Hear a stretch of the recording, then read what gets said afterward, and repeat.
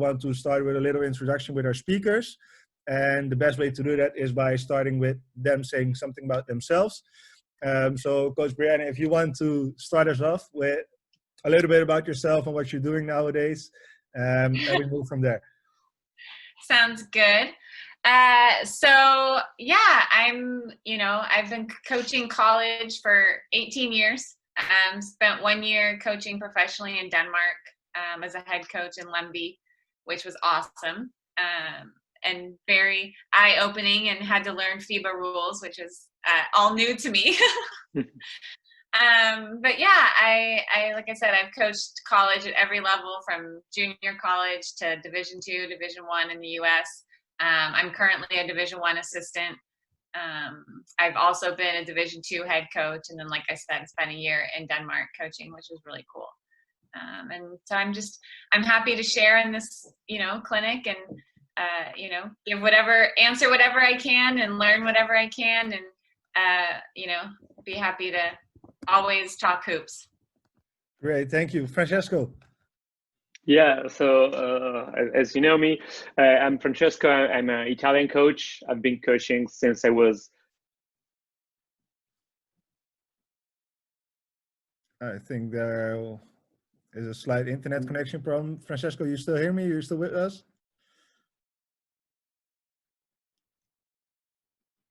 I don't think he's with us anymore. Or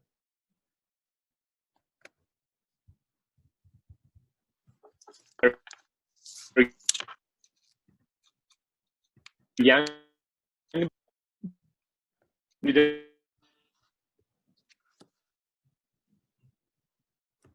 like this.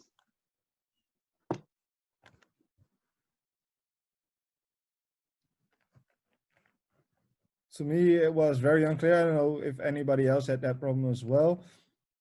Yeah, I couldn't hear him. You couldn't hear me either. No, his screen is still. You hear me now? Hear me now? A little bit better, but you're still doing the robotic sounds. Now? No, it's hard to hear you, man. Wait, what if you drop out a moment and sign in again?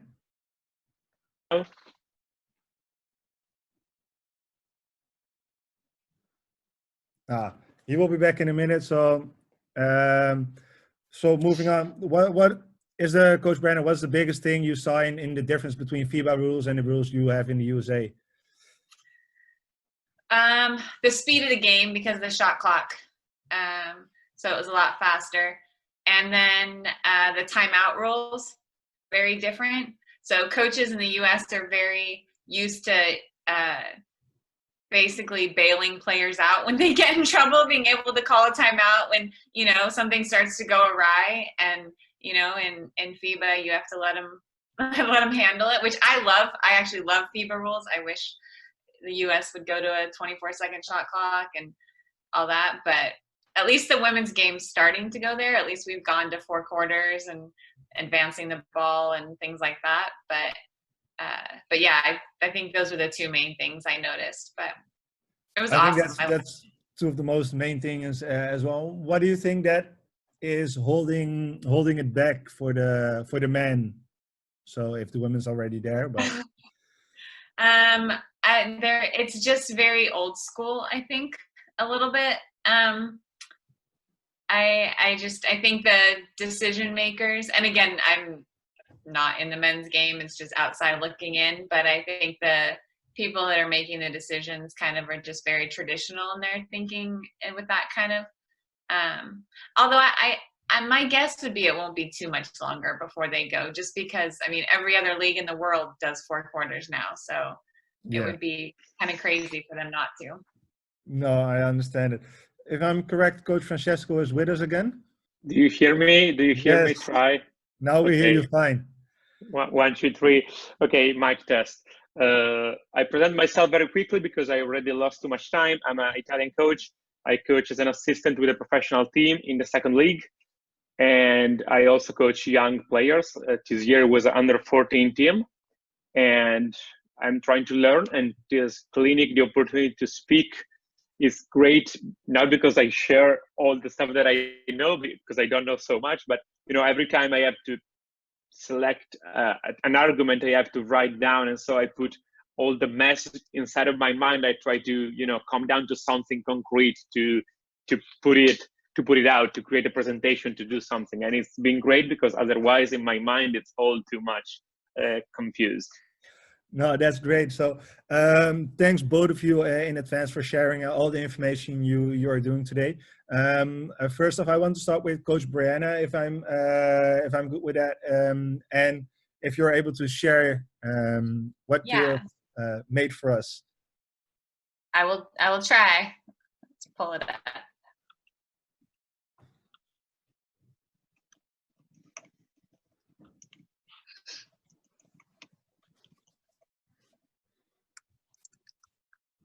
Oops. Here.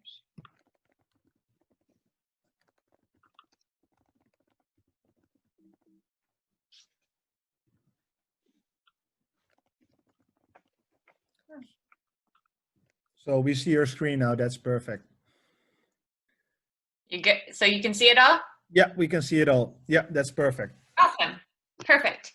I'll have to go between a little bit just to show the video and stuff. But so yeah, we're going to talk post players, which is very exciting because I feel like post players get neglected a little bit. And trust me, I'm all for shooters as well. If you've heard or read my Twitter, I love shooting. I value shooting.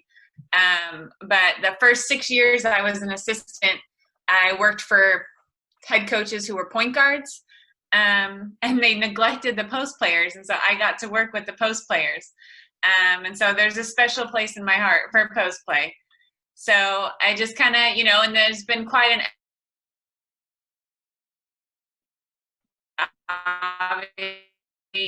back to but Tim Duncan, Ron, and kind of moving the game forward, versatile post players like there are now. And I think the biggest thing with post play is you have to figure out what kind of post players do you have, and how are you going to effectively incorporate them into your offenses. And I'm going to try to go through this presentation pretty quickly, so there's plenty of time for questions and for Francesco to talk and give his perspective and his information as well, because it's awesome.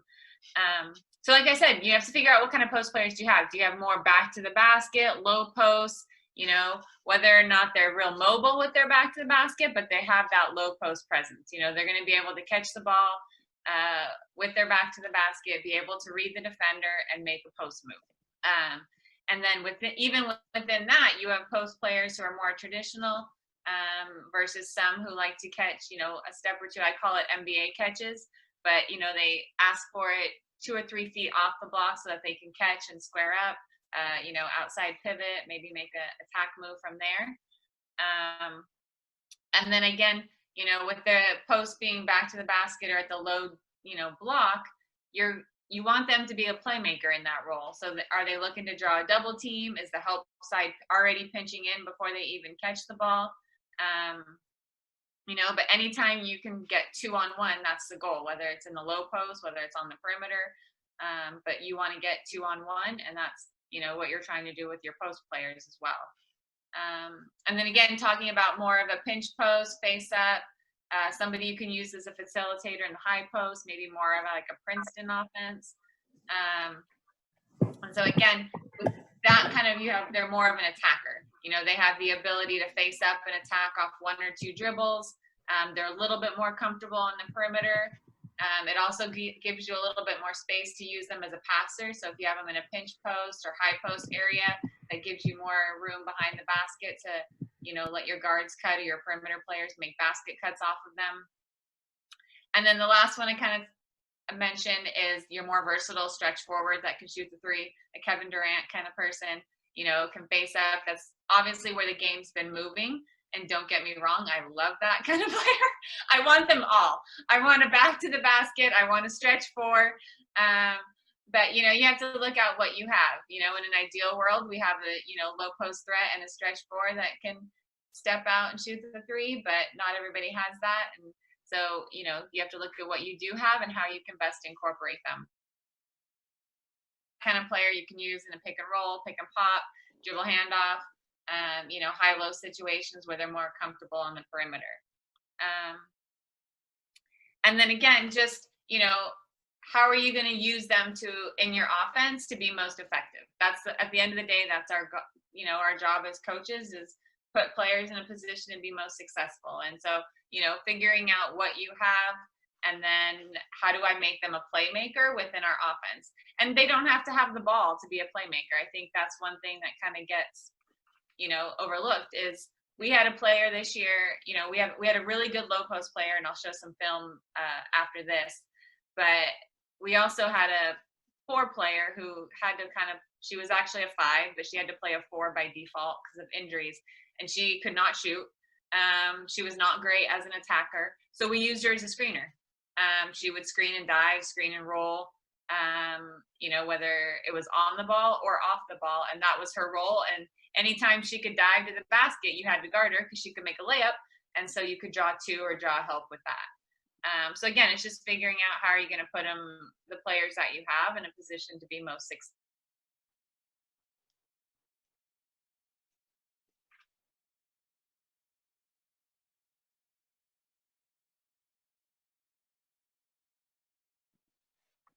It took way too long.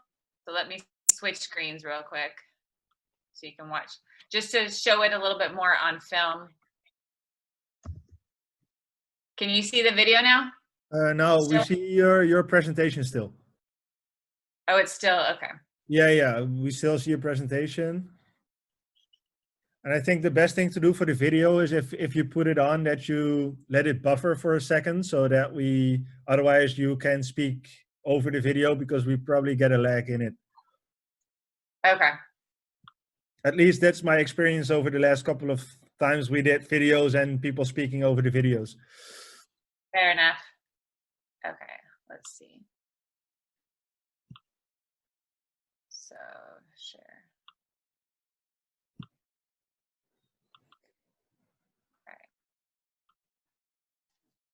Now is it up? Yeah, it's up. It's a little bit lagging. That's why I say probably just pause for a bit, or mention to us what we're going to see. And I think then it will run smoothly. Okay, fair enough. And I'll probably skip ahead. When I was putting it together, I realized the video was longer than I probably wanted it to be, but I put it all together. So what we're going to basically see is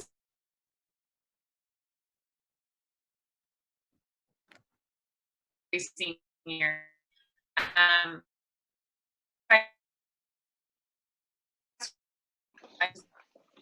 We kind of lost you at the part where you say what we're going to see over here. Oh, am I back? Yeah, you're back now. Yeah, you're back. We lost you at the moment. Okay. That we're going to see something, and then we lost you. I wanted you guys to be anticipating. No, so basically the starting off is our low post player. So we had a really good 6'3" low post kid, and very good with her back to the basket, but she also moved really well. She could step out and shoot the 3. And so last year they put her a little bit more and ran like a 5 out. And this year, you know, my first year, we wanted to use her more as that low post threat and as a playmaker. And what we talked a lot about in these first few clips is we wanted to get her the ball in transition. The best time to get, you know, a back to the basket post the ball is in transition, before any kind of double teams can come, and if they can get a quick steal.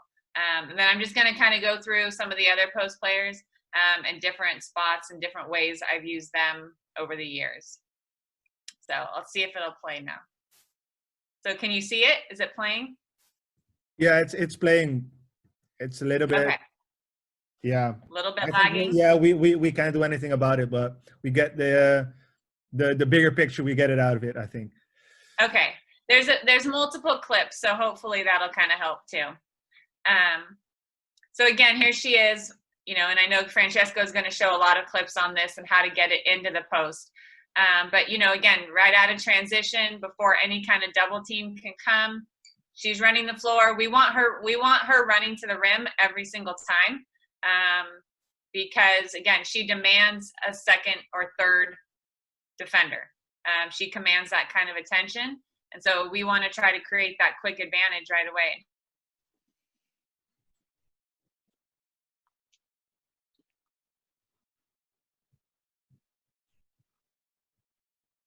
She makes a nice reverse.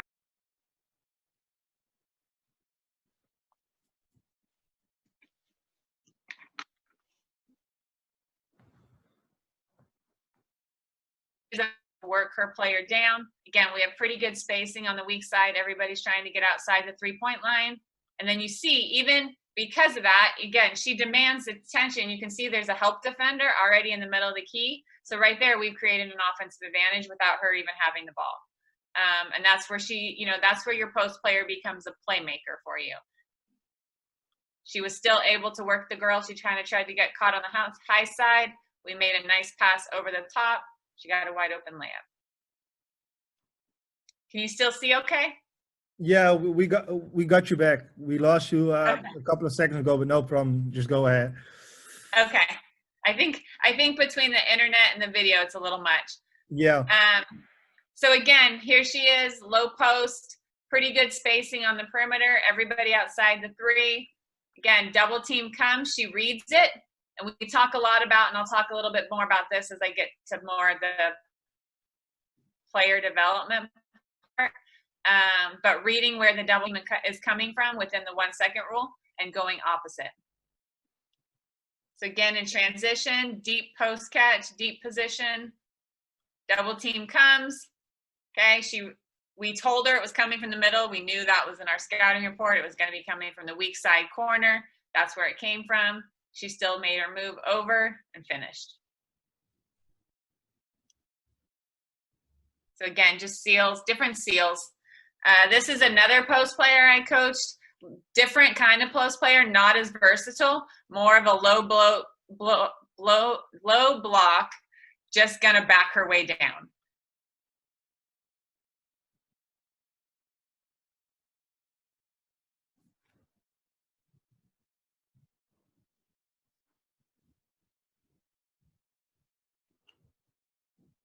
You could see she kept taking away space on that. That's the other thing we talk a lot about. Any space that the defense gives you, you want to take away. She got it deep and then was able to turn and finish. And then here, again, just talking about your post player as a playmaker. So again, okay, when she caught it, her the weak side guard's defender was already in the middle of the key, okay? And that got our best shooter a wide open shot. Again, she's pretty versatile. She's able to move, makes the extra pass. And then here we use her as a screener, and we want her to sprint roll or dive to the basket. When she does that, you can see there's 2 defenders on her. We finally get her the ball. It took us a little while. And then she's able to find the other post cutting to the basket. So again, just using her as a playmaker in that role. And then this is our other post player. So this is the one I talked about, not so good with the basket, not really a scorer. A lot of teams would sag off of her. So then we were playing 4-on-5 and we had to figure out a way to use her effectively. So we used her as a screener and then sent her to the basket. So even there, she was off ball screen and then immediate dive. Here's another, this is when I was a head coach, D2. So our tall kind of white post player, she had 3 ACLs, so she could barely move. And I used her as a screener. So again, her whole role, we ran pistol, her whole role was to screen. Ball screen, off ball screen, dive to the basket. Yeah. But you had to worry about her again because she can make layups.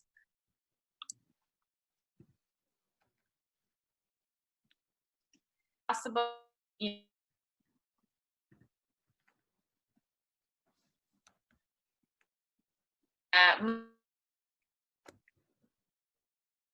Using her as a screener, sets the ball screen, immediately dives to the basket. Again, she's setting the off-ball screen, then a ball screen.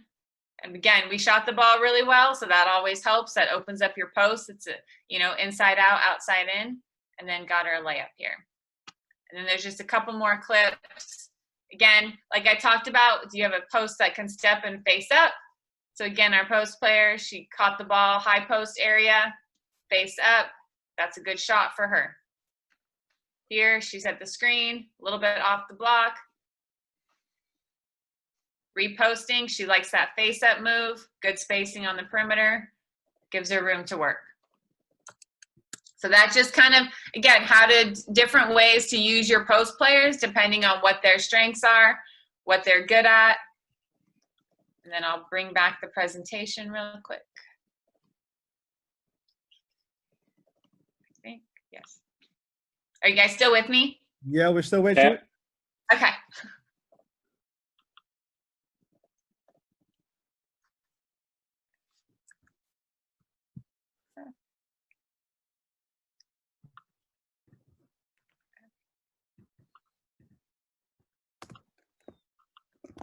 Okay.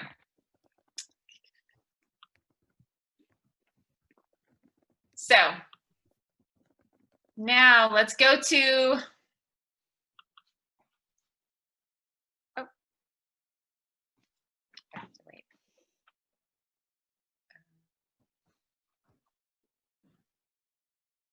Oh.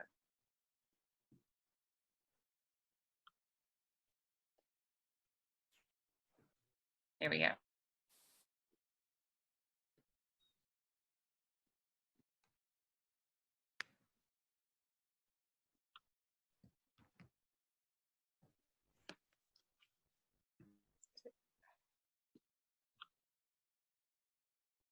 I think it's still trying to load the film from earlier. I'm going to close this and open. I'll just open it here.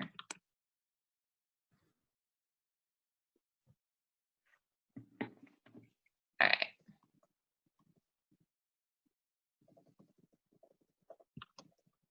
All right. Can you see it now?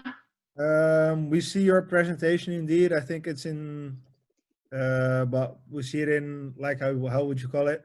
We see the slides on the left side and a main picture in the middle, if that's correct. Oh, I had it just as the main picture. That's weird. I think we see your other screen. That might also be an option. Gotcha. Okay. Sorry. Yeah, now you're on the same screen as we are. I saw your Okay. mouse moving. Yeah.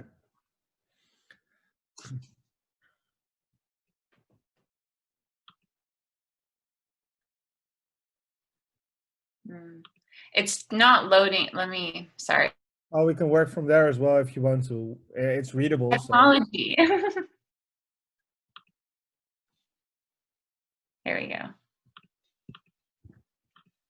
Now share. All right. Now you should see the screen. Yeah, now we see the screen indeed. Okay. All right. So now post-player development. So I'm probably going to go through this a little bit quicker. But kind of just the main things when I'm developing post players specifically, like individual player development, what do I focus on? Honestly, there's confidence. I give players confidence. You know, I have coached a lot of post players over the years, and you know, even this year, it was just getting our post player to understand that her significant role with the team, what they bring. Because again, you know, we talked about it earlier, there's a little bit of a lost art with post play. And they kind of get overlooked. They run up and down and run up and down. You know, we go 4 or 5 possessions and we shoot a lot of threes. And then, you know, they kind of are like, what's my role? What's my purpose? And then, you know, getting them more repetitions and how, you know, how they can be effective with their, you know, whatever their strengths are, whether it's back to the basket or whether it's face up and attack or, you know, screening and cutting to the basket, you know, whatever they're good at. And then a lot of what I do with post players is developing balance. Almost all of our post players that I've coached, you know, they just have really poor balance around the basket. And it's just working and putting them in different positions where they have to really, really focus on their balance. We do a lot of different, and I'll talk about a couple different drills that I do specifically to work on that. And then again, positioning. And I know coach is going to talk a lot about positioning. Francesco's going to, you know, how to get the ball into the deep post. But all we want to talk about is anytime the defense gives you space, you take it away. So offensively, you know, if the further they can catch the ball closest to the basket, the better we are. We don't want to have to make a post move unless we have to. You know, we want deep position so they just catch and finish, catch and turn over one and finish.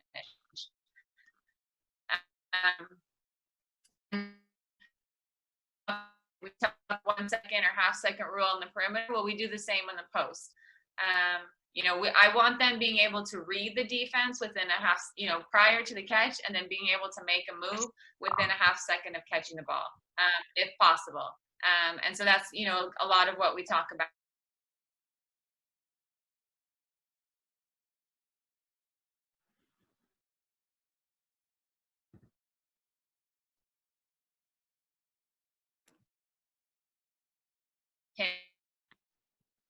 But the hard part is when they're directly behind. That's where I feel a lot of post players struggle, is when the defense is directly behind, how do they make a move and how do they read the defense?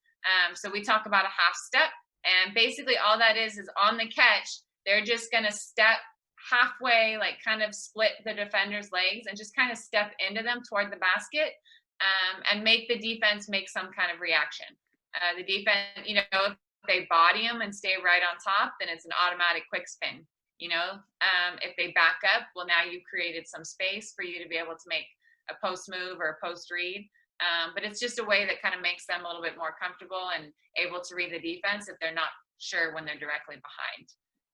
And then the last thing I kind of talk about, like, I don't teach a lot of post moves. I really think post moves are just step throughs and pivots. So I really teach, you know, 2 or 3 moves, and then everything's a counter.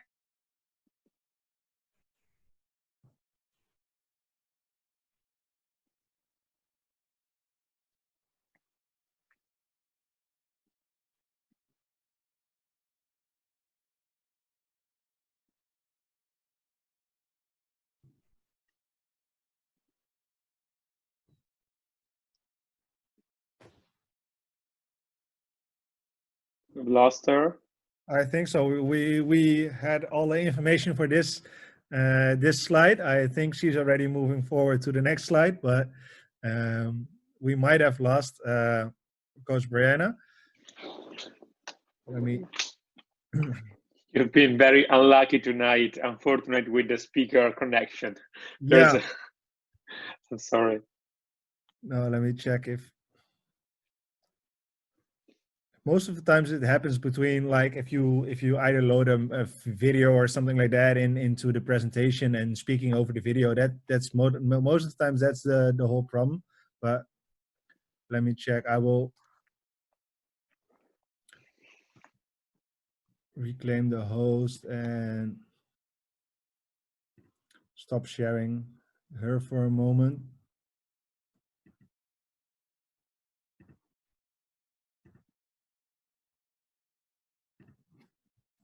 I think that must.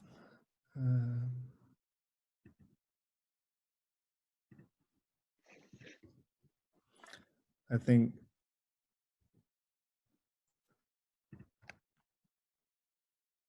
we got stuck on her screen as well, if I'm correct. Francesco, do you mind starting your screen sharing? Is that possible or not? No. Yeah, let me see if it's possible, but I can do that.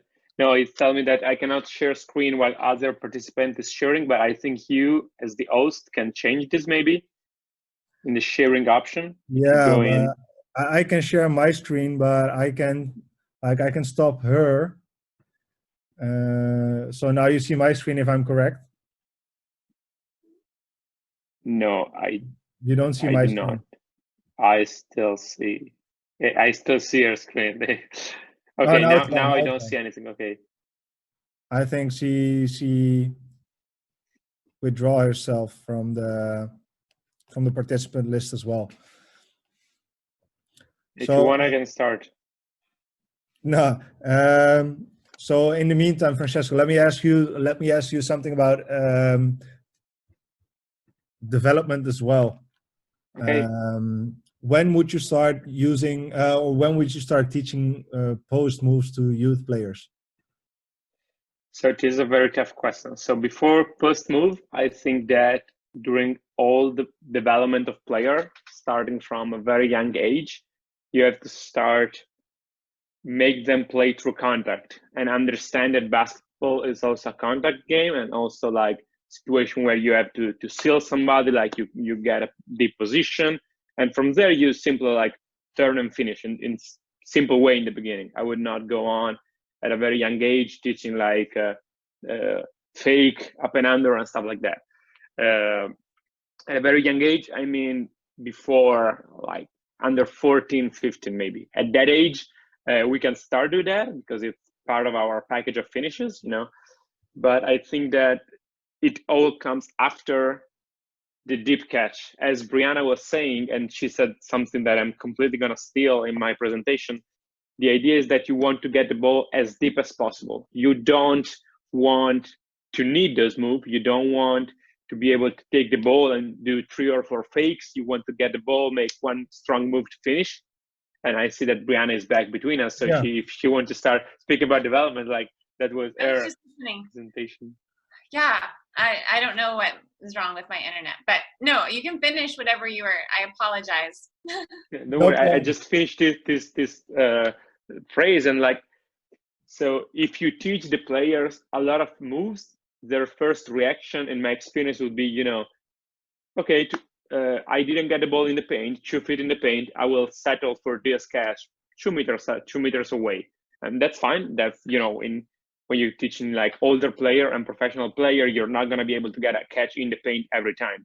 But when you start teaching it to young players, I think the goal should be, okay, try to get it as deep as possible, be comfortable with contact, take it, no dribble, one dribble, and then get out. Or if you don't get it, get out. Don't get it on the blocks and bam, bam, fakes, and go. I think this is a part of the development, but it's just an idea.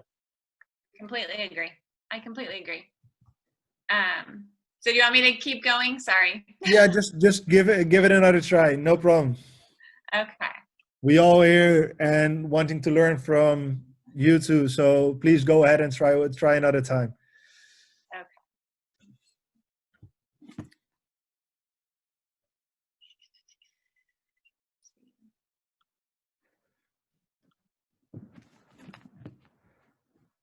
Okay. Let's see. Share.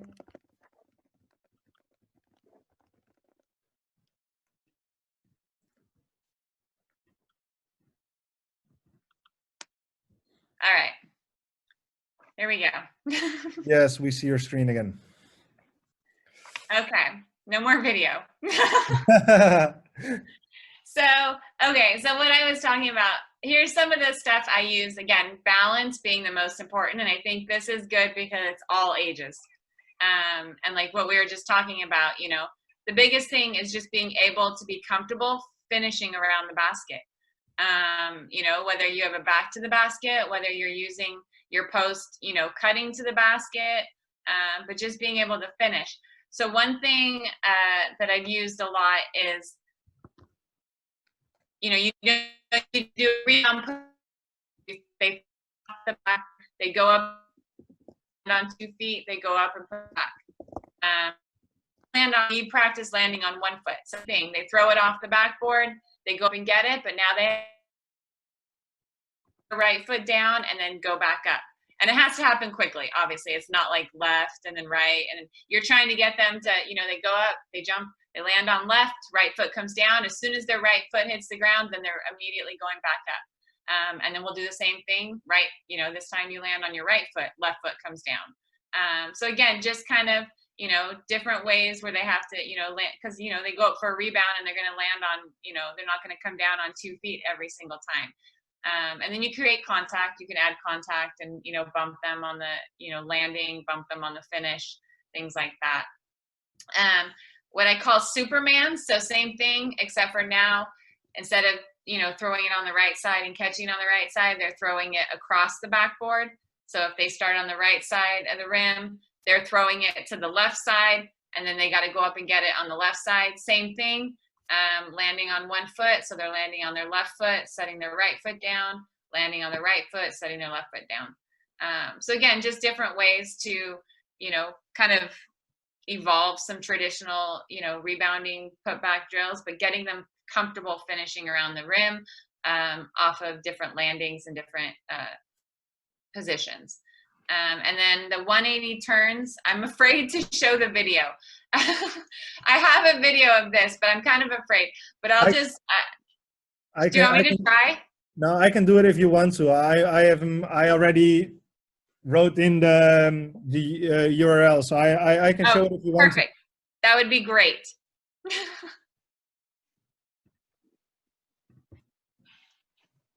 Because it should be this one.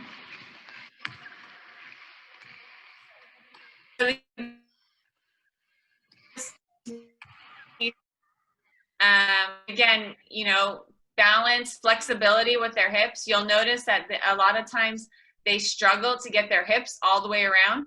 So that's really one of the things I focus on with this is when they're doing their 180 turn and their 180 jump, is that they get their hips all the way around. And then I don't create much resistance. I'm long and lanky, but if you had a stronger post player, you could, bump them a little bit more and, create more contact defensively. But again, you see even there with a little bit of resistance, she kind of fell off balance. And they're falling forward right now. So again, that's what we're trying to eliminate is, that fall forward, that fall to the side, really sitting their hips down when they get to the basket so that they can, be on balance, be strong, be able to adjust to, if the defense rotates and they can't get the shot off, maybe being able to make the kick back out. But again, just kind of flexibility, balance, different things, and we start without the dribble and then add the dribble. And they'll have to do turns both ways. So they'll have to do turns, away from me and then toward me. Again, just because some of their hip flexibility is different.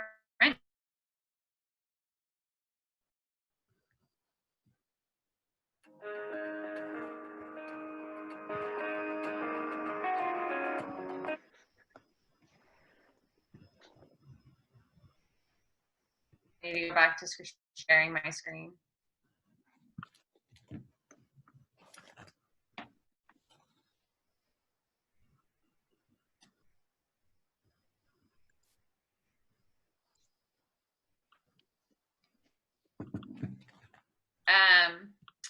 And then triple jump, same kind of thing. Again, just for balance purposes. If you know like the triple jump in track and field, so they'll start like a little bit beyond the free throw line, and they'll go left. They'll jump, they'll land on their left foot, they'll land on their right foot, they'll land on their left foot, and then I'll throw them the ball, and they'll have to catch, jump, stop, and finish. So again, just shifting their weight as different ways, and then having to catch and finish with contact. But again, just different things you can do to focus on that. I had one of those players in that video, she could not run in a straight line. I had to, basically teach her how to run and move in a straight line. So that was something we worked on with balance as well. And, that's why I use cone runs. Again, just running in around cones and then having to catch and finish at the basket.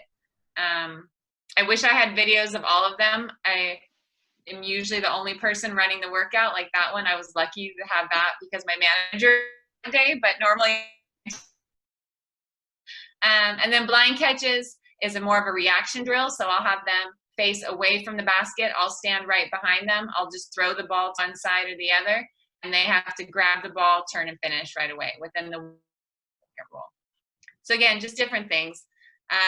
Moving through positioning real quick, because I know Coach is going to talk about it, but, I teach the Nelson move, to gain position on a, defense is already set. So they're just going to step in and then reverse pivot and try to back them up. They step in, they split the defender's feet or their legs, reverse pivot, and then try to gain space, get their, numbers to the passer. Again, we talked about a little bit earlier, working them up the lane versus pinning them to the baseline. And then anytime the defense is fronting, it's an automatic, ball reversal to the trail or the weak side. And they're just going to reverse pin and then try to hold that position to get the ball on the other side or from the high-low. And again, you know, to work on passing into the post, if you've heard, I'm all about small-sided games. So using small-sided games to work on your post entry passing, whether it's, you know, whatever you do offensively. So if you run ball screens, you're playing 2-on-2 pick and roll. If you're off ball screens, you're having them start with a down screen or a flare screen or whatever you run in your offense, and then playing 2-on-2 out of that. 3-on-3, you can do it, you know, same thing. You have a wing and a point guard. You know, they can pass into the post and play out of your 3-on-3 strong side. If you want to incorporate with your trail, you just have a wing and then your trail, maybe your other post player, your 4, and then you play 3-on-3 on that. So again, that's kind of how we work on post entry passing. I just try to do it out of small-sided games mostly. And then again, on the catch, I want them trying to read the defense before the catch and try to, again, like we talked about, get position so they don't have to make a post move. But when they do catch, and one thing I really try to emphasize is their pickup and their gather of the ball. So if they have to make a dribble, 1 or 2 hard dribbles, as soon as they pick up the ball, I want them getting it to their high point. And I use a lot of, I don't have real great cue words. I say boom. Like that was the one thing that I got them to understand and really trigger. It was just like dribble, high point, dribble, high point. And I put diamonding the ball. I know people old school talk about chinning the ball, but nobody shoots the ball from their chin. So I started using diamonding the ball. And it's more of getting it to one side or the other, just because then it's more natural into their shooting motion. It doesn't really matter to me as long as the ball's high. It's whatever's most comfortable for the player. I'm not too technical. But the one thing that I found a lot of post players do is they dribble or they catch and it stays in like their stomach area. And that just takes too long to get it up to the basket, especially if there's a double team coming or guards coming in. So again, just really, really concentrating on getting it from a catch or a dribble into their high point. And then again, we do some different things. Again, 1 second rule, half second rule. So one drill I do with post players, if I don't have defense or anything like that, is they have to catch, and then whichever side I throw it to, their post turn has to be opposite. So if I'm throwing it to the right side, they got to turn over their left shoulder. Left side, they got to turn right shoulder. You know, wherever the ball is, they have to be able to turn opposite. And then again, just with back to the basket moves, keep it simple. You know, teach them moves, whatever you think kind of fits their skill set. And I would say not even 3, probably just 2. And then everything's just a counter. Like you want them being able, if they make their foot, you know, with the intention to score on the first move. And then if the defense makes an adjustment, they need to be able to then have a counter move, you know, just like you would with any player. So if they, you know, make their hook shot to either side, okay, what are you going to do to counter that? Drop step middle. If you know, they make their drop step middle and, you know, they take one dribble and the defense cuts them off. I call it Courtney Clapp in honor of one of my former players. But, you know, you take one dribble middle and then she spun back to the baseline, and that was her money move. And I think it's really important I put on the side, encourage creativity. Because again, it's just about reading defense and step throughs and pivots. And then the other thing I put is money move. If you can get your players, I always tell them, I think this is your money move. Like, I think this is what fits your skill set and what is, you know, and every player is different. So get them to buy into what is their money move. And that's at every level, you know, young kids, you know, up through college level, professional, like they're going to have a move that it's their go-to move, but I call it their money move. And then the last thing I talk about is just rebounding in the post. I put down there, obviously, Dennis Rodman. And then the other one is the best player I've ever coached.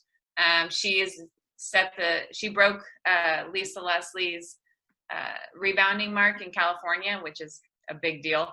And I will tell you this, a lot of coaches will probably cringe, but she never boxed anybody out.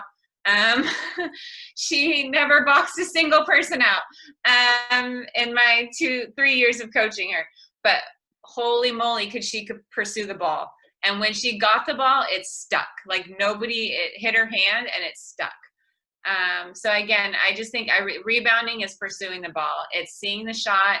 It's, if the offense is, crashing, if you're defending, and if offensively, if you're crashing, you got to stop the momentum of the player that's crashing. But it's just tracking the ball off the basket and then pursuing it. I always tell them, if it's not in someone's hands, it needs to be in ours. And then once they get it, it's, grabbing it, sticking to your hand, and not letting people be able to, fumble or take it away. But yeah, she never boxed anybody out, and she's the best rebounder I've ever coached and probably ever will. So I just put a couple things, and I'm happy to share this presentation so you can see, but these are a couple of, I took these straight from workouts I do with post players, individual workouts in the preseason and postseason.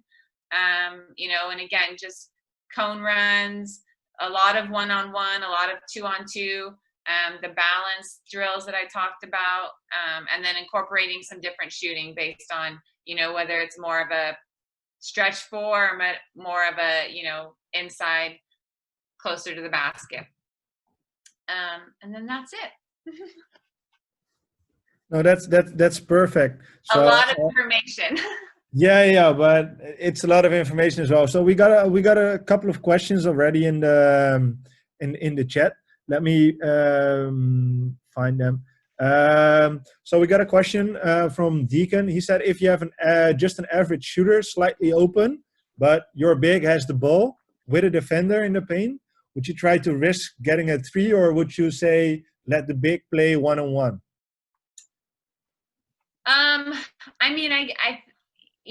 I think it kind of, there's a couple things, depends on time and, stuff like that. But if your post player is a good one-on-one post player, obviously I think a contested shot at the rim is better than a contested shot on the perimeter. And if it's just an average, shooter, now if it's your best shooter open for a three, you got to get them the ball. But if it's an average shooter and it's possibly a contested shot, like I said, I think contested at the rim is better. And you're going to have the opportunity to, try to draw a foul, get to the free throw line and put a little bit more pressure on the defense, and maybe let them attack and draw a second defender. No, I think that's a great answer. So Coach Jonas asking, and I think you already showed it in your last slide, but do you also do some 1v1 with decision making, or are you going straight from on-air balance drills to the small-sided games? No, as much one-on-one as possible. The balance drills, like I said, it kind of is depending on what you have. Like I would use those drills in that workout there. Like that was one of our workouts. I would, those are kind of warm-up drills. We're using them with me as the defender because I didn't have anybody else. But and then we're going to play one-on-one. If I only have two, we're going to play a lot of one-on-one. If I have, four, we're going to play we play a 2-on-2 inside the key. So they have to play 2-on-2 and their parameters are just the paint. And then it's very physical and it's very challenging, but, it forces them to have to finish with a lot of, stimuli and external around them. But yeah, a lot of one-on-one. That's the most important thing for post play as well. So last question before moving on to Coach Francesco. We got Coach Paul from Ireland joining us as well. And he asked, what teaching points do Brianna and Francesco use to teach, have a composed touch around the rim? You want to find good players. That's the key. No, apart from joking.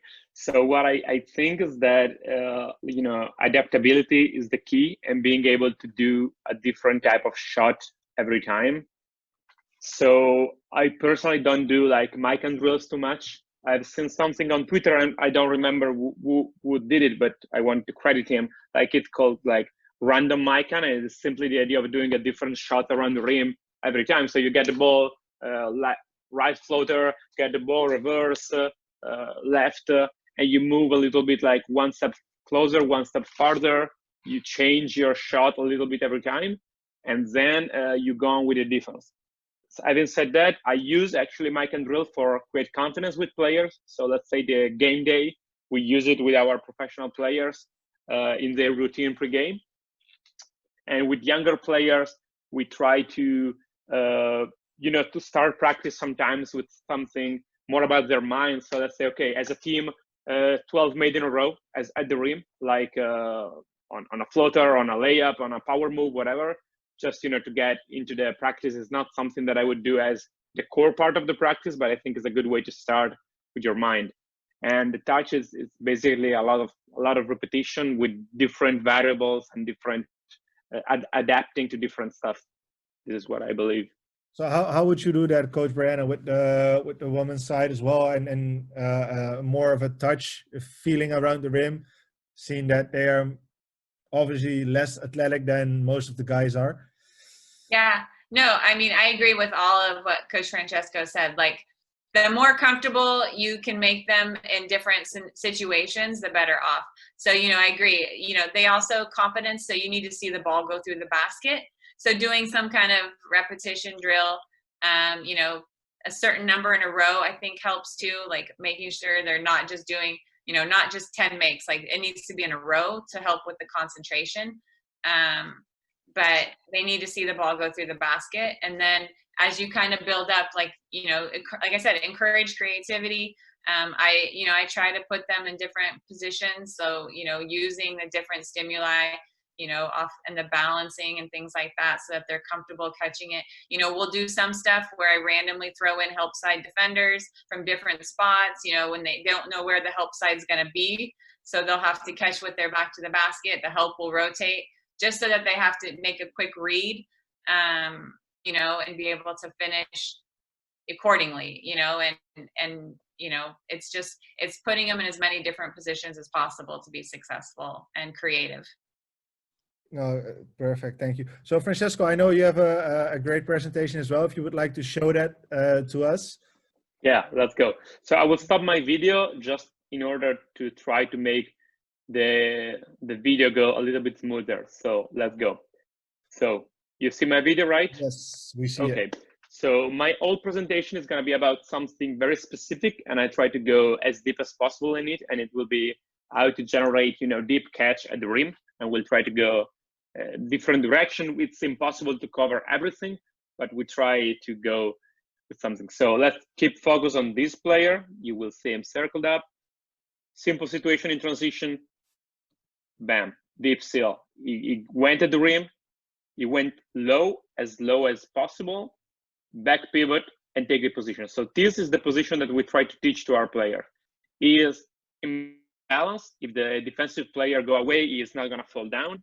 He has his shoulder a little bit lean onto the ball, and his arms are wide to create a big target for the passer. His legs are wide because we want our legs to be wider than the defender legs. This is something that we are trying to focus more and more on. Obviously, to stay low on your leg in this situation is really important. Maybe we can discuss if in other situation of basketball is important, but in this catch, it's really crucial. So you get it, no dribble, you finish it. There's a great player that plays in Italy. Another situation here, Mirotic is not known to be the most physical player ever in EuroLeague, but he's done a great job here. Again, deep in the paint, low on his leg, low, asking for the ball. Why open arms, is not using his arms to, grab and hook people. Again, no dribble in the paint. So this is Joel Embiid. So this is interesting. We'll go back to this topic later. So what's happening here is that a lot of players here would go to catch the ball here. You see my arrow, right? My mouse cursor. Yeah. Okay, yeah. Perfect. So a lot of players would simply settle for a catch over here, 1 or 2 moves and finish. What he's doing here is crucial. While the ball is flying from Ben Simmons to Tobias Harris' hand, is winning the space. We speak a lot about not getting to the position because the position is something more static. Space is a wider concept. So our terminology is to win the space. And while the ball is flying, I go and I take as much space as possible. Get it? To try to finish it at the rim. Again, no dribble. We'll see more of this. And the idea of keep playing while something is happening is something that is crucial for me. So, in this presentation, you will see a lot of situations where we get the ball in the post in an action that was planned for something else. So this is an example. Let's look at the player that's going to be circled. Okay, the action is not for him. This is against zone, but it doesn't really matter. The idea is that while the ball is moving, you get your position. It's harder to fight against a defender that is waiting for you.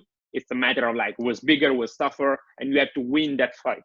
What we want from our big man is that once or twice per game, you try to win a fight where the other defender doesn't even know he's fighting. It's something we call about, like, we speak about stealing a basket. Here, crucial moment of the game. Look at the score here. Milutinov, great EuroLeague players. You're gonna see him circled. So he's in the dunker spot. Greg Monroe is playing defense. He cannot be paying attention to Milutinov. So what's happening is gonna steal a position over here. This is something that we are trying to incentivize with our players a lot. Again, you're gonna see a lot of clips from this team. Ravenna, they play the best post offense in all Italy. Again, while the ball is flying, they're moving the ball for something else. You catch a deep position. Did you see my video correctly, Mike? Did you see it lagging a little bit? No, it's perfect. Okay, perfect. If it's terrible, tell me, because maybe I explain better what's happening. But if you see it like you're all coach, you can understand what's happening. So this idea now, I will stop. I will speak for a moment, showing my face too.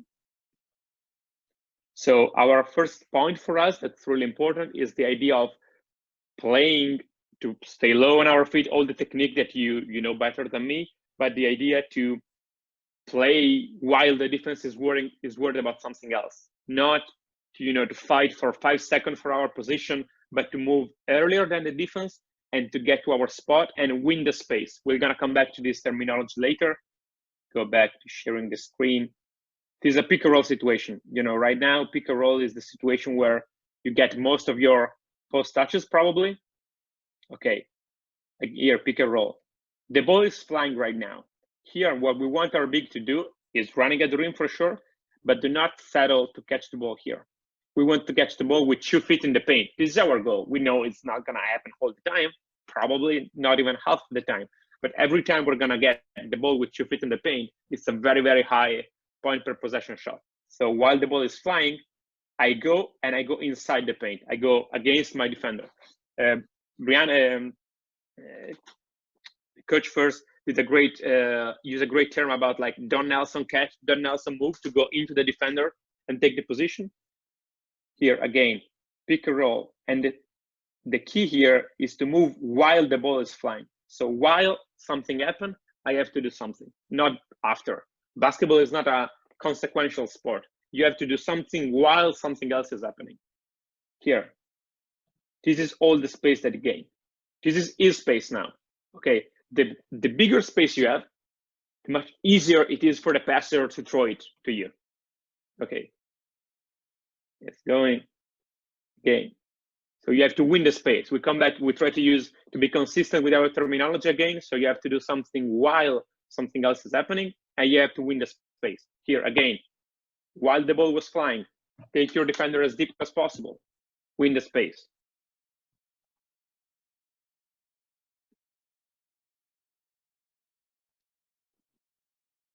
Again, triangles. So in order to be able to play a great triangle, you have to make the defense worried. So here, you want to ask the ball. If the defense is fronting you, like in this situation, perfect. Again, the ball is being passed on top, okay? While the ball is happening, the key now, the teaching point for our big is do not lose contact. You want to keep contact with this player. And you can use a back pivot, even a front pivot sometimes, but you want to keep contact, Here, this pass could have been open. Here, as Brianna said, you have 2 on the ball. Here, you already generated an out because this defender, is already here. So he's not comfortable passing the ball to the corner, is not passing the ball inside. Okay, reverse the ball, pass inside. easy finish. This was kind of a mismatch, but again here, make the defense worried, ask for the ball. You don't have a great position, flash from the low side, from the opposite side. Coming back, we're gonna have mostly like 3 or 4 concepts that are gonna be consistent throughout the presentation. This is gonna be one of them. So why I cannot throw this lob pass right now? Because this defender is gonna be able to steal the ball. Okay, so what I want to do is punish who is helping. Who helps need to be punished. This is something that I've seen that I've heard from Messina. Is a great mantra for Italian coaches. So every time you do something, you have to see who is helping and you have to punish him. If now this man that is Daniel Hackett want to deny this pass on top, perfect. You're gonna be able to pass the lob. If he is is protecting the paint, okay, pass to the high post and pass inside. It's as simple as it gets. I won't speak too much about the technique for the pass. This is just a provocation, something that I've seen from Barcelona in some situation. This idea of passing out of a shooting motion. They've been very consistent with it. I have many clips of this. It's a creative idea. They've been very good with it, and it takes away the pressure of the defense. Something to change. Sorry, I will mute this. And again, we speak about while. This is the set that I just posted on YouTube. So look at this. While the ball is happening, while the ball is flying, Mirotic is fighting for the position. And look at this pass right now. It's not even a complicated pass, but he passed the ball as soon as he take it. So something that I know there are a lot of young youth basketball coaches on the call, something that we have to try to insist with our player, with our small-sided games, and with our like basic drills, is to teach them to read while they're getting the ball. I cannot take the ball and read after. I need to read while I'm getting the ball. And it's not easy, but you can create drills to make it. Again, we speak about reading while I get the ball for guards to pass the ball inside, but these are different situations. So now we're speaking about a switch, okay? So Vesely, here, a smart player, he knows that he's gonna get trapped because he is against a smaller player in the post and he's gonna get trapped. So what's happening is that as soon as he catches the ball, he already knows it and he turns his head immediately to punish the help. I have to be conscious if the defense is gonna help or not. Here, same situation. Keep your eye on Vesely. They switch against Avidia, future NBA player. As soon as I get the ball, this man is helping, bam, pass. Okay, the idea is always to punish who is helping and to understand the game.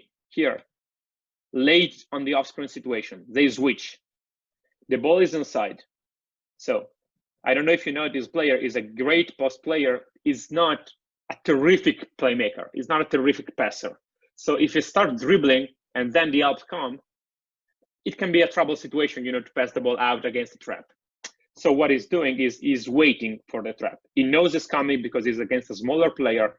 It looks, and again, so we speak about punish who is helping. He is helping. This player is taking two defender on the weak side. You have to punish this man. Pass on the weak side, pass on the weak side. Boom, easy three. I'm being very, very boring with some concepts, but I guess they are very important things for me.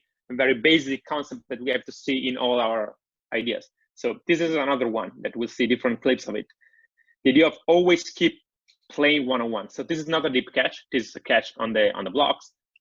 Now we speak about the other 4 players for a moment.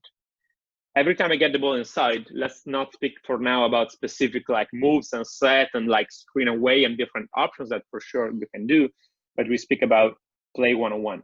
Keep an eye on this player, okay? His defender is low. You play your one-on-one of the ball based on the position of your defender. Again here, the ball goes in the post. What a lot of teams do is that they put the other big man, number 4, here in the dunker spot, and here. Look at this man. One-on-one between these 2 players. He is helping. I relocate and I'm able to shoot. I've seen lots EuroLeague games you don't see many complicated action out of the post. You don't see many like stagger away and stuff like that. You see basic spacing and playing one-on-one. Again, here, one-on-one. I will finish in a few more concepts, and later I really want to know your question, but I want to go fast. I don't think I'm speaking about any things particularly complex here. So here, one-on-one. His position is wrong. He's able to cut in front of him, so he's gonna do it. He's not being screened by this. And the idea is that it seems very simple, but let's speak about youth basketball. So you know that the offensive player, as soon as the ball is in the post, what they're doing is stopping and looking at the ball. They stop looking at their own man. So what I would suggest to you, coach, is if you're coaching like under 14, under 15, and you want to insist of this idea of playing one-on-one without the ball, in the first moment, you have to accept that sometimes two players will cut at the same time. Because, for example, their defender will have like turned their head to the ball at the same time. And so they will read their own defender and they're gonna cut. The next step is that you have to read your own defender and you have to read the teammates around you. But I think that to be aggressive every time without the ball is such a great tool for a player nowadays, especially if you're not a great shooter. The ability to steal a backdoor cut, to steal a deep position, this is all stuff that you need to do. So let's say here, Wiggins is moving simply, one-on-one. This is a very simple concept about spacing with two bigs. As I said before, the other bigs goes in the dunker spot, and you have three players relocate on the triple line. This is the most common spacing. If you've seen post-up in EuroLeague games, I would say 60–70% of the time, this is the spacing. Okay, you don't see nobody here in the corner because their defender would be able to, put in trouble the ball handler, and you see this kind of spacing. Now, if the ball attacks the middle, this big will go here on the baseline. Okay, and we'll see the opposite. If the big attacks the baseline, the other big will go in the middle. And we call it a wheel concept in Italy. I don't know if you have another term. It can be called in many different ways, but the idea is very simple, is that you want to punish with helping. So again, the spacing similar to the one before. He attack baseline, he goes here. The only point that I would say is that this player is incredibly late. In this moment, he has to be in the corner because now there is just one passing line. So if this player goes in the corner, it's either an open three for him or an open layup for him. Right now, this player is not helping enough, but if he would help, this would not be able to be a good pass. Okay. Okay, wheel concept, very simple. I have, the diagram of it. I'm gonna share the video with all of you guys if you want it. It's nothing secret, it's all very basic ideas. Okay, this is something that I want to share. These are the last choose ideas. So we spoke for like 20 minutes. I spoke too much maybe about the idea of, a deep catch. You want to go in front. You want to fight for the position. We see a lot of different ways to get a deep catch. Now let's say that sometimes, and we can see why, it's better if the defense goes in front, especially if they switch. Why? If I try to fight with a position with a smaller player, sometimes is faster than me, is able to move around me to take away the contact, move his feet quicker than me, and try to steal the ball. So what I do is he's in front of me. Okay, I accept this coverage, and I call for the lob pass. I put 4 clips of Zalgiris because they are the number one team in Europe doing this. They're really incredible. So again, switch here on the ball, stay high. Now we speak about winning the space. This is the space of the offense right now. This is the space of the offense. And again, punish was helping. If this player, if he helps here on the lob, this is a 2-on-1 on the ball. Okay, simple pick and roll situation. If he comes high to defend the pick and roll situation, lob pass, easy dunk. It's something that seems very simple, but they are the only team in Europe that does it so well. So again, he goes below him, he accepts the under, he accepts the over, bam. last clip of this idea, and I will give you one last concept. Okay, we speak about this before. While the ball is flying, take a decision. While the ball is flying, okay. Speak about punish who is helping. So here, who is helping? This man is helping. This man cut. But now somebody else is helping. Bam, punish another help. The idea of like this, it is the same as domino, but the dominoes are falling. You want to punish who is helping. You want to identify who is helping and punish him. Just one tactical idea that I've seen from the team that I said before. So here, you could pass the ball right now, but you know, he's not doing it. The idea is to use the pick and roll, but not with the big that you want to pass the ball inside to, but with the other big. So you want to use the pick and roll, and the other big is here low to pass the ball. It's a great way, first of all, because these two players are more focused about the action and not about here. Second, usually, especially if you do it in different ways, one of these two players, the ball handler, so right now the ball handler, okay, he is coming up quite high, but it is not putting pressure on the ball with his hands on the ball. He's covering more of the shot. It's an easy pass. You will see another clip.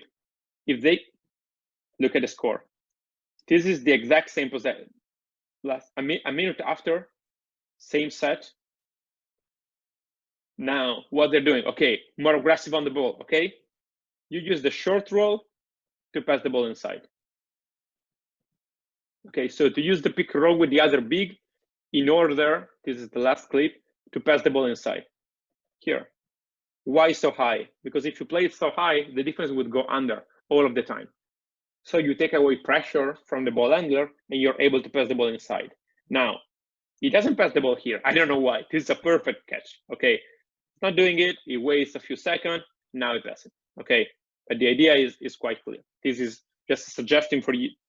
It's something that this team has done very great, and I didn't see before this year. So this is my presentation. It's over, and I'm back with you guys.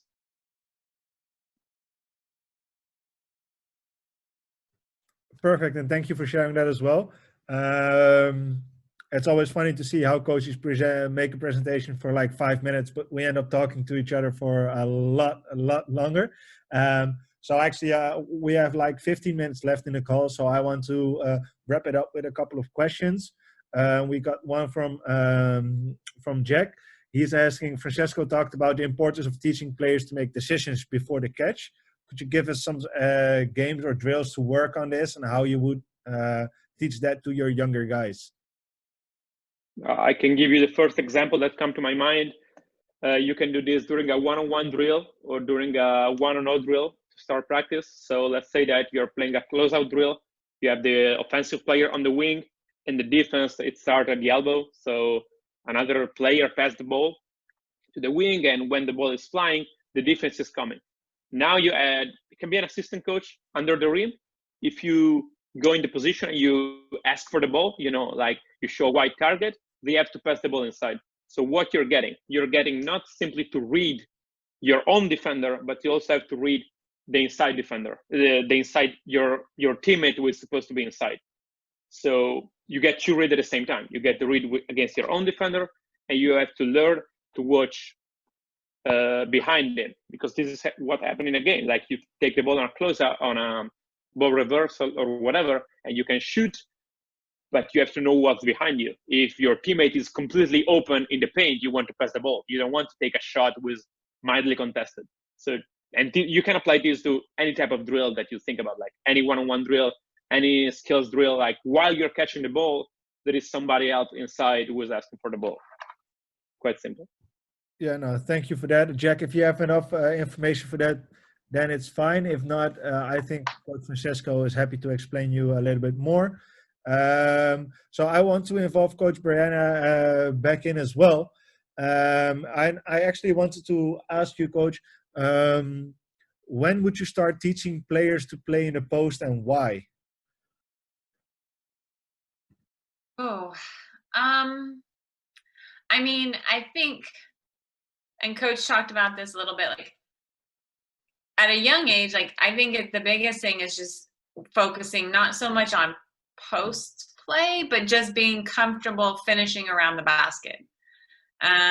You know, so having them be comfortable, you know, cutting around the basket, catching and finishing in different ways. You know, whether they're making a cut, you know, from the high post to the back to the block and finishing, or from the, you know, baseline and cutting in and finishing. You know, just I think finishing is more important than post play, like post moves.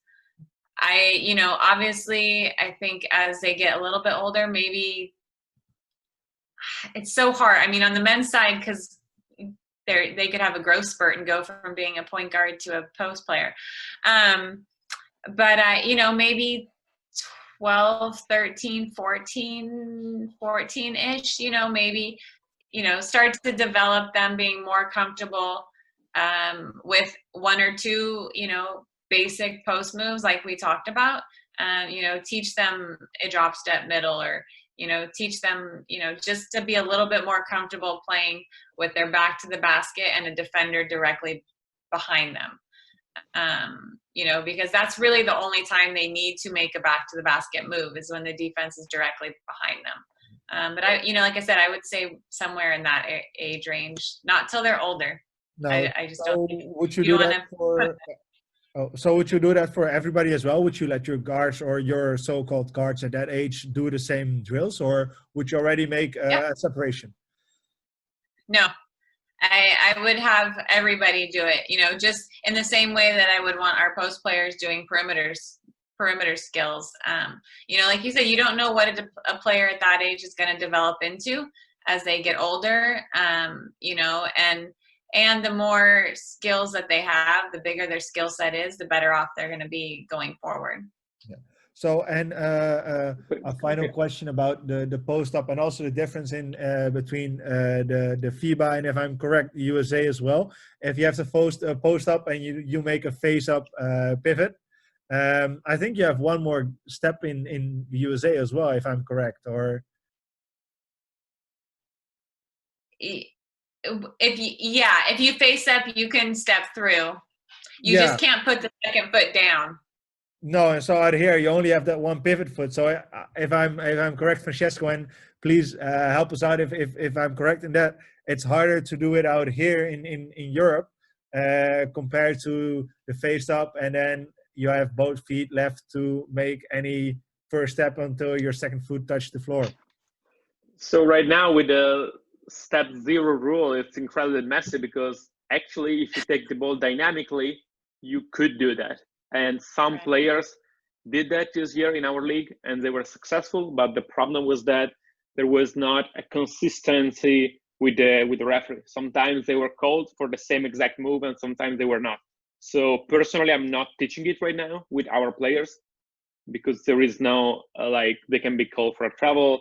But right now it could be possible only if you take the ball dynamically. So if you take it like you front pivot, back pivot, like a jab step, you cannot rip through in that moment. But if you take it and while you're catching it, you open up and you cross, you are supposed to be able to do it. I don't know if I answered to your question. Can I add something to what Brianna said about teaching the guards to go in post up?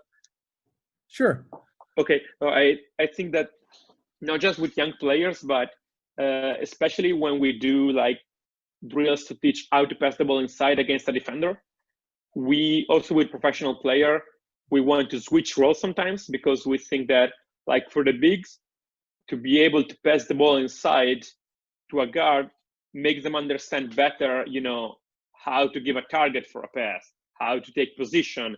Sometimes they feel that they're open, but they don't understand that they're not actually giving a good target to the guard. And for the guard on the other side, they are feeling how hard it is to get position, what is the right timing for the pass. Like, I think this job is really helping to create a better understanding of each other's roles. Oh, I think that's a perfect addition as well. So actually, Coach Brianna, do you make any difference in between teaching players the low post, mid post, and high post stuff? Or I saw a little bit in your presentation as well, but do you give it everything to all of them, or would you say you're going to divide that into players and make it more a specialization for them? I both, to be honest. So when I was working a lot more with all of the different players, would have like our skills. Each have 2 a week, let's say, and one would just be all of the low post players, and we'd work on a variety of things. And coach made a great point, like it's really important for post players to be able to make post entry passes too. If you incorporate especially like a high low pass, or have 4 on the perimeter and whatnot. But so when I had them all together, we would do a variety. We do low post, mid post, high post. But then the other workout, I would separate them and have even a smaller group. So let's say I had 4 post players in the first workout. In the second workout, I only have the 2 who play more in the low post. Maybe aren't as versatile, don't shoot it quite as well, aren't really going to play a trail spot or on the perimeter.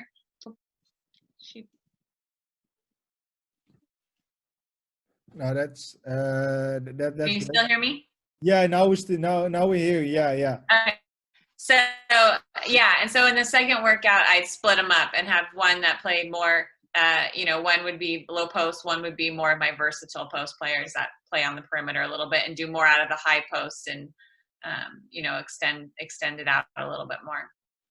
No, thank you. So I want to wrap it up with 2 final questions, and those questions are applicable for both of you. So I'm going to ask one and then the other.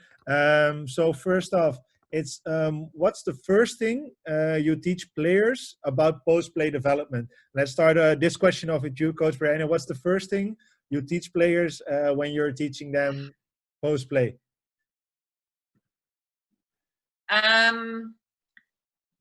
The first thing is to take away space and keep deep catches.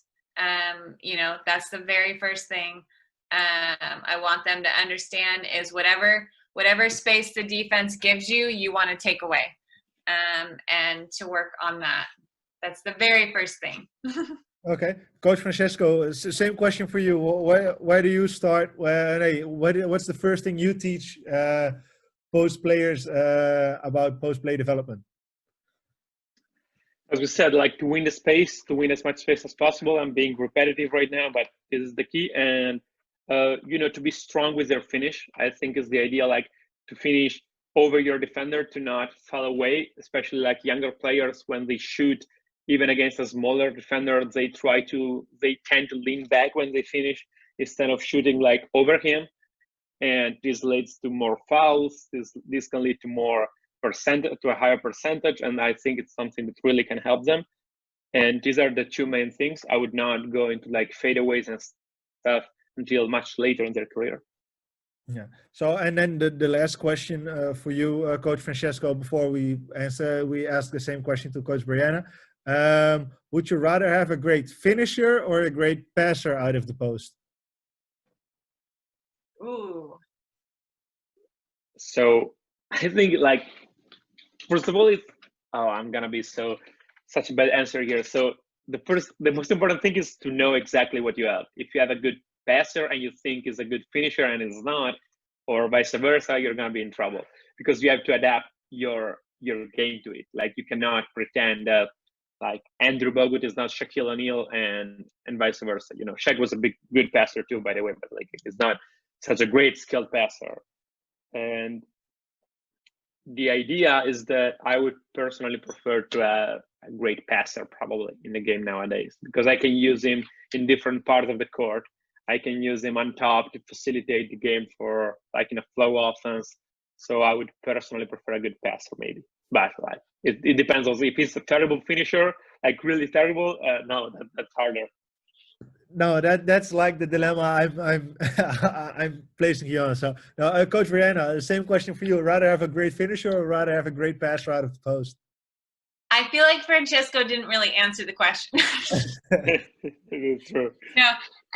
If I had to choose, like if significantly, I'm probably going to go with the better finisher, because and again, it kind of goes back, like if your passer can finish, but I'm assuming that our passer is a terrible finisher, because if they're a good, like if you have to respect them as a finisher, they're going to draw help even without the ball, and that's going to create advantages for you offensively. You know, like we had that, you know, this year we had a good post that could, you know, even when she didn't have the ball, somebody was already in help. So she didn't even have to be a good passer, and we were still going to have some kind of offensive advantage just because she could finish really well. No, thank you. And I think Coach Francesco meant, yeah, he rather had a better passer, if I'm correct. Both. We want both. You want both. Yeah. No, that's a perfect answer. That means we have found the two perfect speakers for this evening or day time at your end, because we all end up with a different opinion about a particular subject. And in this case, the post-play development and post-play. So I want to thank you all, and I want to thank, in particular, Coach Brianna and Coach Francesco for joining us as speakers. Hey, Mike, can I ask a quick question? Oh, yeah, for sure. How are you guys doing? Thanks for your presentation. I enjoyed both of them. Just one quick question for both of you. So, Brianna, I know you showed some clips of your girls running pistol series, which is what we run. And we would run into an issue, and what we have tried to add to our post-development workouts are working out of that like dead area in the short corner, maybe where they don't get a deep post up. So for example, in pistol series, we'd get to a side ball screen and maybe we wouldn't get that deep roll and seal, and we would have our big catch it into that short corner, dead area, gray area, whatever you want to call it. And we would just have them face up and try and draw an advantage, draw that second defender, and maybe have some second cuts off of that. Is there something that you two see maybe in that area, or how you guys work about that dead area and incorporate that into your post-development workouts? I would say, you know, I agree. My post did that a lot too when I ran pistol. She liked to kind of, instead of diving right to the front of the rim, she would kind of flare out into that short corner. It drove me crazy, to be honest. But I get it, because that's where she ended up a lot. And if the defense, you know, kind of rotates and pushes her out there. So making them comfortable, being able to make moves from that area. But I think really emphasizing where and how you want them to cut. And then also, and Coach talked about this a little bit with the wheel motion. I talk about, like, we call it string shoot, you know, basically move what's happening when there's an action happening. There's with that a lot. I think doing that while incorporating your post players will help. So, you know, understanding we call it slides.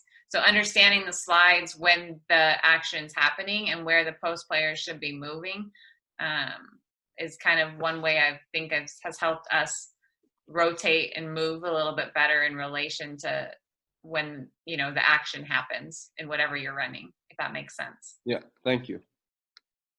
Coach Hi, Brandon. Francesco, anything to add to it?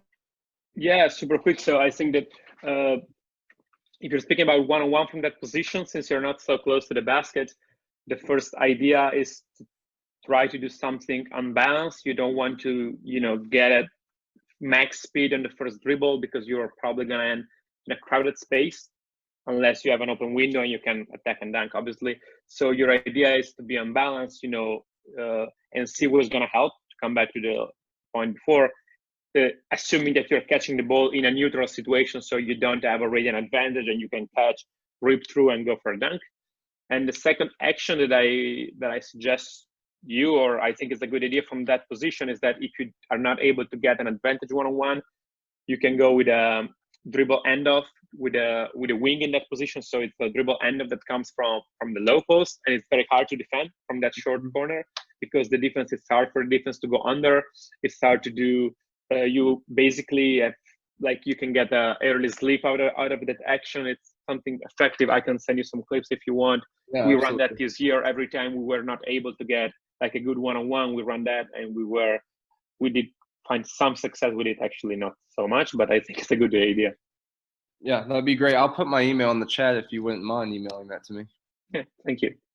Yeah, Thank so you, guys. that's actually the final question to you as well. Both Francesco and Brian, if coaches want to reach out to you, how can they reach out to you? I know, Coach Brennan, you already put something up in the presentation as well. So I don't know if you can put it in the chat as well for the guys and girls, other coaches that want to help or want to contact you about this presentation. Yeah, I send it. I send the link. Pay attention, the first mail is wrong. I misspelled it. Perfect. So we got everybody's email in here as well. So as mentioned, I'm making a recording of this as well. I'm going to send it to both of you as speakers. And if anybody else wants that review, please send me a message, WhatsApp, Twitter, or anything you would like to contact me about. And I will happily send the recording to you as well. With all that being said, I want to thank you all once again, and we will be back for another session once we have new topic and new speakers. Thank you, coaches. Thank you, Mike. Thank you, Mike. It's been a pleasure. Thank you, Brianna. Thank you, everybody, for listening. Bye-bye. Thank you.